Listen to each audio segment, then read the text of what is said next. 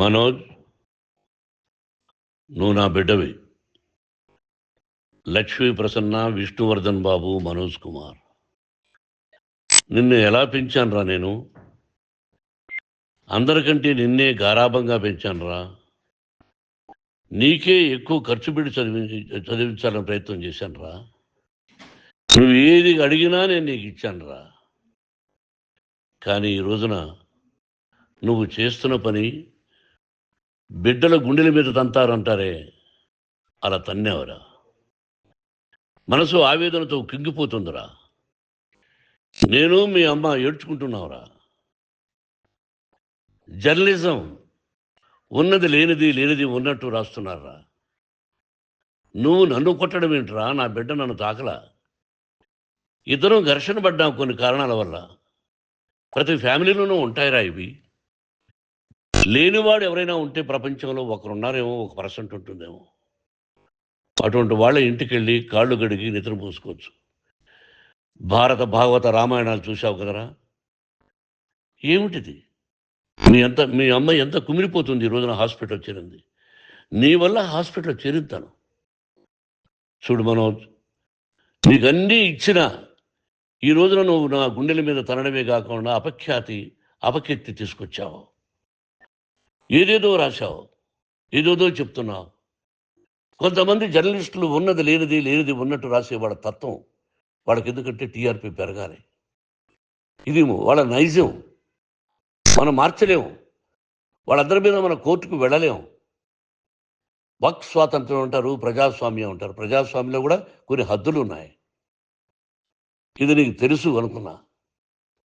ఎంత మంచి నటుడివి నువ్వు. నీ భార్య మాటలు విని తాగుడికి అలవాటు పడిపోయావు. వింటున్నావా మనోజ్? ఎవరిని నమ్మాలో ఎవరిని నమ్మకూడదో పరిస్థితి తీసుకొచ్చావు. విద్యాలయాలు ఎంత గొప్పవిరా. మనం 25% కులమతాలకు అతీతంగా ఫ్రీ ఎడ్యుకేషన్ ఇస్తున్నాంరా. క్యాస్ట్ అనేది తీసేశాను రా 92లో ప్రాస్పెక్ట్స్లో. నువ్వు చదువుకున్నావురా. అక్కడ చదువుకున్న బిడ్డలు IAS, IPS అయ్యారా. ఎంతోమంది గొప్పవాళ్ళు అయ్యారా. నువ్వు నటుడుగా ఎంతో గొప్పవాడివి. తాగుడికి అలవాడబడి నువ్వు నీ భార్య ఇంట్లో బిహేవ్ చేస్తున్న విధానం ఆ భగవంతుడు సర్వేశ్వరుడు తెలుసు. భగవంతుడు చూస్తున్నాడు రా. నేను తప్పు చేసినా, నువ్వు తప్పు చేసినా, ఎవరు తప్పు చేసినా. ఎంత అవకాశం ఇచ్చావు మాట్లాడుకునేదానికి అందరికీ. ఇన్ని సంవత్సరాల్లో మన విద్యాలయాల్లో ఒక్క తల్లి కానీ ఒక తండ్రి కానీ ఏమైనా చెప్పారా? ఆ బిడ్డలు మన బిడ్డలు రా. మీరెంతో నాకు అక్కడ ఉన్నవాడు కూడా నా కూతుర్లు, నా కుమారులు. ఎంతమందికి ఫ్రీ ఎడ్యుకేషన్ ఇస్తున్నావు. వాడి దగ్గర ఏది ఆశించలా. నువ్వు ఎందుకు ఇలా తయారైపోయావు? ఎందుకు ఇంట్లో ఉండే పని వాళ్ళందరినీ కొడుతున్నావు? వాడు పని చేసుకోవడానికి మన ఇంటికి వచ్చాడు రా. ఆ పనివాడిని కొట్టడం చాలా మహాపాపంరా. నేను వేరురా. నేను దండించడం వేరురా. నేను ఎవరిని ఆ చిన్న చిన్న వాళ్ళని కొట్టి ఇచ్చేసి చేయలేదురా. సినిమా ఇండస్ట్రీలో మోహన్ బాబు కొడతాడు, తిడతాడు అంటే అది షూటింగ్లో జరిగి ఉండొచ్చేమో. కానీ ఇంట్లో ఉండి 10 సంవత్సరాల నుంచి 20 సంవత్సరాల నుంచి పనివాళ్ళు ఉన్నారు. నేను ఇంట్లో లేని సమయంలో వాళ్ళందరినీ కొట్టి వాళ్ళ ఫోన్ లాక్కొని ఒకడైతే చచ్చిపోవాలి. వాడు పోలీస్ కంప్లైంట్ ఇచ్చి ఉండొచ్చు. నేను వద్దు అని వాడిని బతిమాలాడు. పోలీస్ కంప్లైంట్ కూడా ఇవ్వలా. ఇంకైనా నువ్వు నీ భార్య మారి బయట ఉండండి రా అన్నాను నేను. లేదు డాడీ, తప్పు చేయలేని ఒకసారి వచ్చావు, మళ్ళీ తప్పు చేశావు, మళ్ళీ వెళ్ళావు, మళ్ళీ ఈసారి తప్పు చేయనన్నావు. ఏమండి వీడు తప్పు చేయడం అని మీ అమ్మ చెప్పింది. ఇంట్లో పెట్టుకున్నా. మళ్ళీ నువ్వు చేస్తున్నది, ప్రతిరోజు నువ్వు తాగుతున్న విధానం నీకే తెలుసు. ఇది ప్రజలు నమ్ముతారా లేదా అనవసరం నాకు. నేను నీకు చెప్తున్నా, ఇంతటితో పులి స్టాప్ పెట్టాలి. 3 రోజుల నుంచి రకరకాలుగా రాస్తున్నప్పుడు నా మనసు ఆవేదనతో ఉంది. మళ్ళీ చెప్తున్నా, Mohan Babu university is greater than temples. Greater than temples. బిడ్డలను కాలేజీలో చేర్చుకునే ముందు చెప్తారు, అన్నయ్య ఎంత ఉంది యూనివర్సిటీ రూల్స్, ఇది మా పద్ధతి, మీకు ఇష్టమైతే చేర్చండి. గవర్నమెంట్ బిడ్డల్ని గవర్నమెంట్ ఏమి ఇస్తుందో ఇంత పర్సంటేజీ వాళ్ళకు కూడా మీ దగ్గర ఎందుకు డబ్బు తీసుకుంటున్నామంటే దానికి అర్థం పరమార్థం చెప్పాము. దొంగతనంగా తీసుకోలేదు. ప్రతి దానికి చెక్కులు ఉన్నాయి, అది అకౌంట్ ఉంది. దానిలో తప్పులు జరిగితే డిపార్ట్మెంట్ ఉంది. కాలేజీలో ఇంకేమైనా తప్పు జరిగితే గవర్నమెంట్ ఉంది. ఇవన్నీ నీకు తెలుసు. ఈ రోజున ప్రపంచంలోనే నెంబర్ 1గా చేయాలని మీ అన్న కష్టపడి ఇతర దేశాల్లో నెంబర్ 1 యూనివర్సిటీ టైఅప్ చేశాడు. ఈ రోజు నువ్వు చేసిన విధానం ఏమిటి? నువ్వే ఒకప్పుడు నాకు ఇవి ఏమొద్దు, నేను యాక్టింగ్ అన్నావు. ఈ రోజున ఏం చేస్తున్నావు? విద్యాలయాల మీద పడ్డావు. తల్లిదండ్రులు చాలా గొప్పవాళ్ళరా. కొంతమందికి డబ్బు కట్టలేకపోవచ్చు, కట్టని వాళ్ళకు కొంత సహాయం చేసావు. అంతా సహాయం చేయలేము. బ్యాంకుల్లో డబ్బు కట్టాలి, లెక్చరర్స్కి డబ్బులు ఇవ్వాలి, యూనివర్సిటీ బ్రహ్మాండంగా నడపాలంటే మంచి లెక్చరర్స్ కావాలి. ఇవన్నీ తెలిసి చేస్తున్నావురా 32-33 సంవత్సరాల నుంచి. అది పక్కన పెడితే అందరినీ కొట్టడానికి వస్తావు. మీ అన్నం తిడతావు. ఒక వ్యక్తి వినయ్ గారని ఆయన వ్యక్తి హెల్ప్ చేయడానికి వస్తే ఆ వినయ్ ఎవరు లజ్జాగుడికి చంపేస్తాను వాడు అన్నావు. ఇవన్నీ ఎంత తప్పురా? అంటే మీ నాన్నగారికి ఎవరు సహాయం చేయడానికి వస్తే వాళ్ళందరినీ లజ్జాగుడుకులు అంటావు, చంపేస్తానంటావు. మీ అన్నను చంపేస్తానన్నావు. చంపరా చూద్దాం మీ అన్న. నేనే అన్నా. తాకరా నీ ధైర్యం ఉంటే అన్నా. ఎంతమందిని చంపాలనుకుంటున్నావు? ఎంతమందిని చేయాలనుకుంటున్నావు? నువ్వు ఏం సాధించాలనుకుంటున్నావు? ఆలోచించుకో. ఈ ఇంట్లోకి అడుగు పెట్టడానికి నీకు అధికారం లేదు. ఇది నా కష్టార్జితం. మా నాన్నగారు 10 రూపాయలు 10 పైసలు కూడా ఇవ్వలేదురా. మంచి జన్మనిచ్చాడు మా నాన్నగారు. మద్రాసుకు వెళ్ళి వీధుల్లో అడుగు తిన్నాను రా. ఒక పూట కూడా భోజనం లేకుండా అడుగు తిన్నాను రా. న్యాయంగా మోహన్ బాబు తిడతాడు కొడతాడంటారు కానీ మోసగడనం లేదురా. నీట్ పార్లమెంటేరియన్గా బయట వచ్చాను రా. నువ్వు నా పరువు ప్రఖ్యాతులు మంట కలిపావు. ఏమిటి నేను చేసిన అన్యాయం? నీకు జన్మనిచ్చాను, అదా నేను చేసిన పాపం. అందుకే ఇది నా ఇల్లు అన్నావు. నువ్వు నీ ఇల్లు కాదు. నీ కష్టార్జితంతో నువ్వు సంపాదించుకున్న ఇల్లు నీది. ఇది నా డబ్బు, నా కష్టార్జితం. నా కష్టార్జితంలో నేను పిలిస్తేనే మీరు ఇంట్లోకి రావాలి. అటువంటిది పోగొట్టుకున్నావు నువ్వు.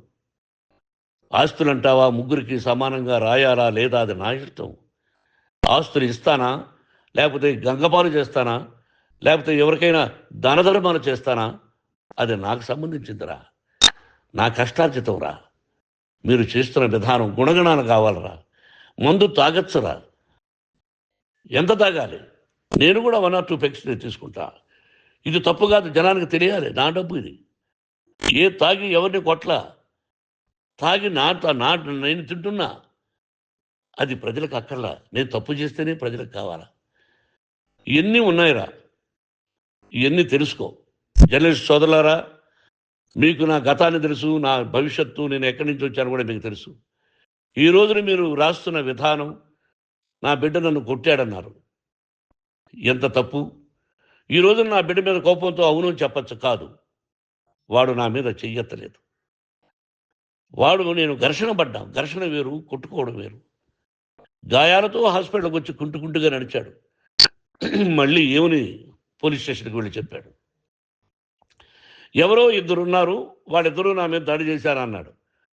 నా ఇంట్లో పనిచేస్తున్న వ్యక్తుల గురించి పోలీస్ స్టేషన్కి వెళ్ళి చెప్పవలసిన అవసరం అతనికి లేదు, హక్కు లేదు. పోలీస్ డిపార్ట్మెంట్ కూడా తెలుసుకోవాల్సిన విషయం. నా ఇంట్లో ఉండే వర్కర్స్ మీద నేను కంప్లైంట్ ఇవ్వాలి. నువ్వు పర్మిషన్ లేకుండా నా ఇంట్లోకి నువ్వు చొరబడి ఇల్లు నాదంటూ ఇంట్లో పనిచేస్తున్న వర్కర్స్ మీద కంప్లైంట్ ఇచ్చావు. అది ఎంతవరకు పోలీసు న్యాయమో రూల్సో చూద్దాం. పోలీస్ డిపార్ట్మెంట్ ఇంటికి వచ్చింది. వాళ్ళకి రాశాను ఉత్తరం, అయ్యా నేను సీనియర్ సిటిజన్ని, నాకు రక్షణ లేకుండా ఉంది, నా బిడ్డ వల్ల నా ఇంట్లో నుంచి నా బిడ్డను పంపించేసి ఇది నా ఇల్లని. వాళ్ళు నాకు సమాధానం ఇవ్వలేదు. ఇవ్వకపోగా ఎవరిని పట్టించుకోలేదు.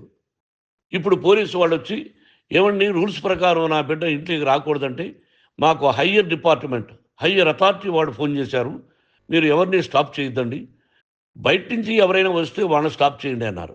2 రోజుల నుంచి 10 మంది 20 మంది వస్తున్నారు. వాళ్ళు అలా చూస్తూ నిలబడ్డారు. వాళ్ళు ఫోటోలు తీసుకున్నారు, వాళ్ళ మీద మళ్ళీ వదిలేస్తున్నారు. ఎవరిని నిందించాలి? But I give respect to the police department. వాళ్ళకి ఎవరు ఏ అధికారి ఫోన్ చేశాడో, ఆ అధికారికి ఏ పొలిటీషియన్ చేశాడో అది వాళ్ళకే వదిలేస్తున్నా. కాబట్టి వాళ్ళు పోలీస్ కంప్లైంట్ ఇచ్చినా కూడా మేము సంబంధం లేదని అంటున్నారు కాబట్టి నేను నా బిడ్డను నిన్ను నాపు చేస్తున్నా. నువ్వు ఇంట్లోకి వచ్చే అధికారం నీకు లేదు. నువ్వు వచ్చి నీ బిడ్డను తీసుకెళ్ళు. సంతోషం. నువ్వు రాలేదు, నీ బిడ్డను జాగ్రత్తగానే చూసుకుంటావు. Take care your daughter, that's all. మీ అమ్మ హాస్పిటల్లో అడ్మిట్ అయింది. రేపో ఎల్లుండో మీ అమ్మను పిలిపించి బాగైన తర్వాత ఇదిగో నువ్వు నీ కొడుకు బిడ్డను తీసుకెళ్ళి వాడికి అప్పచెప్పని చెప్తాను పోలీసు వాళ్ళ ఆధ్వర్యంలో. ఇది 100% జర్నలిస్టు సోదరులారా, పులి స్టాప్ పెట్టండి. మీకు కుటుంబాలు ఉన్నాయి, మీ యజమానులకు కుటుంబాలు ఉన్నాయి. మీ కుటుంబాల విషయాలు, మీ యజమానుల కుటుంబాల విషయాలు మేము ఎవరు జోక్యం చేసుకోరా. మేము నటీనటులం. మాది తప్పుంటే నటుడుగా నన్ను ఫెయిల్యూర్ అని రాయండి, నా నటన బాగలేకపోతే రాయండి. బట్ ఇంటి లోపల సందులో నుంచి చూస్తూ తప్పు చేస్తున్నామని ఉన్నది లేనిది ఉన్నట్టు రాయకండి. మీకు నా హృదయపూర్వక నమస్కారాలు. ఇన్ని రోజులు హృదయపూర్వకంగా ఎంకరేజ్మెంట్ చేశారు. ఆ ఎంకరేజ్మెంట్కు నమస్కారం చేసుకుంటూ I love you all. I love you police department. మీరు న్యాయంగా ధర్మంగా నడుచుకోండి, ఎవరికి తొత్తుల్లాగా ఉండొద్దండి అని మనవి చేసుకుంటూ నేను సెలవు తీసుకుంటాను. Thank you very much for all the journalist. ఇక్కడ పులి స్టాప్ పెట్టండి. Thank you very much.